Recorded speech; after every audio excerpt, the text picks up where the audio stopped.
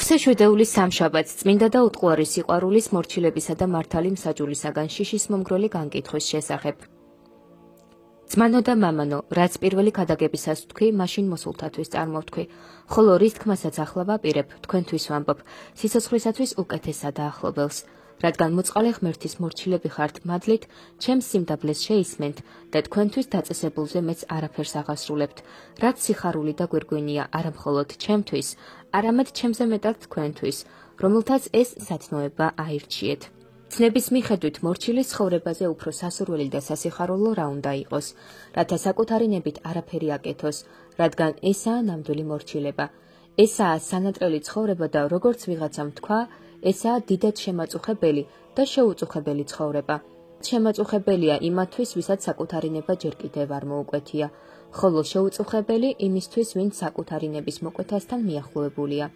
ვისთვისაც მოსიქულის მსგავსად შესაფერისია თქმა, ცხოველ არ ღარა მე ვარ, არამედ ცხოველ არს ქრისტე ჩემ შორის. რადგან ვინაიდან არა საკუთარი ნების მიხედვით არის ცოცხალი, არამედ წინამძღვრის ნების ამებრ. ღმერთისთვის ცოცხალია ის და განცხადებულითა პირითა დიდებასა ღვთისასა განიცდის და მასვე ხატსა მიიცვალების დიდებითი დიდებად, ვითარცა უფლისაგან სულად, როგორც დაწერილია. ასეთი ერისაგან უზრუნველია, სიკვდილისგან უშიშარია და მთლიანად ღმერთზე მინდობილი, შეუწუხებელი და უშფოთველი ცხოვრებით ცხოვრობს. ხოლო საკუთარ ნებაზე მინდობილი და მისი საშუალებით მორჩილების კანონის გამოუკუღმართებელი, თვითრჯულობითა და თავხედობით მტკივნეული ცხოვრებით ცხოვრობს. ეშმაკისაგან მოწყვეტილი და მის ნებას შემდგარი.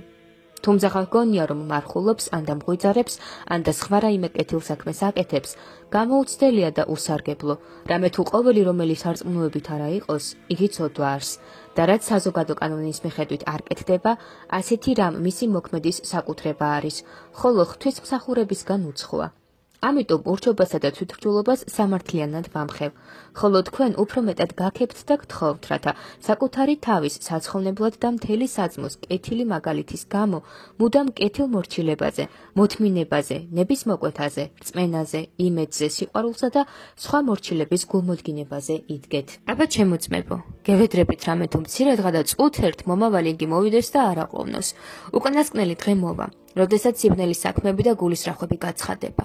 შიშის მომგრელი დღე და მიუკერძოებული მსაჯული მოვა, რომელიც მორჩილს მორჩილის წინაშე განიკითხავს, წინამძღვარს წინამძღვრის წინაშე, ეპისკოპოსს ეპისკოპოსის წინაშე, მთავარსა და მეფეს მთავრისა და მეფის წინაშე. ორივე მხარეს ამ ხელსა დაადანაშაულებს და თითოეულ ადამიანს საკუთარი საქმეების შესაბამისად მიაგებს.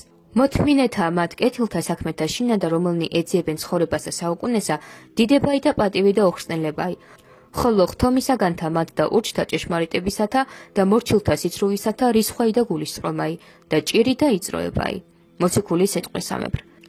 რაც საშიშია და მთელი მონდომებით სასწრაფო, რათა სიკვდილის დროს კეთილის საქმებისგან ცარიელნი არ აღმოჩნდეთ, არამედ რათა ძვირფასი სათნოებებით ნაყოფიერნი გამოვჩნდეთ. ის კი ცხადია, რომ ეშმაკი კეთილის საქმეების გამო ჩვენი მტერი და მოწინააღმდეგეა, რამე თუ იგი კაცის მკვლელი არს დასაბამითგან და ჭეშმარიტებასა ზედა არა დაადგრა, რამე თუ ჭეშმარიტებაი არა არს მისთანა. ხოლო ჩვენ მის წინააღმდეგ მომავალშიც და მუდამ ხნეობა და სიმამაცე მივიღოთ და შრომა, გაჭირვება, ლოცვა, ვედრება და ცრემლი დავიუნჯოთ. ამგვარად კი უფლის თანა შეწევნით, ჩვენი უზურების გაძლიერებითა და ჩვენი სიღადაკის შეწევნით დაუზურდება. ჩვენ კი მარადიული გამარჯვება მოგვანიჭოს ჩვენი უფლის იესო ქრისტეს მიერ, რომლისაც არის დიდება უკუნითი უკუნისამდე. ამინ.